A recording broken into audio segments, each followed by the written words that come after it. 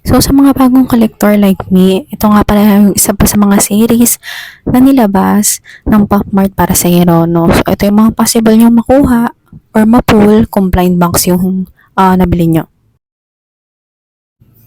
The Ghost, Nowhere Safe, Raving, Staring, Amnesia, The Crow, Being Alone, Coco,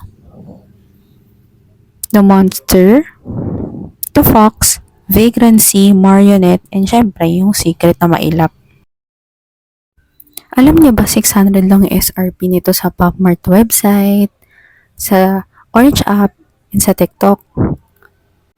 Pero, since sikat na nga to, yung iba tumaas na lalo pag tingi mo siya binili. Katulad nitong The Ghost, Amnesia, and Vagrancy. Aba, umaabot na yan ng 1,000 plus.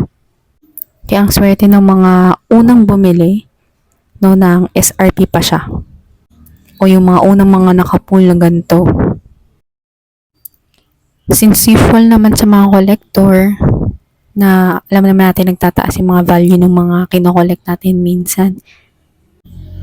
Kaya talaga butasan ng bulsa.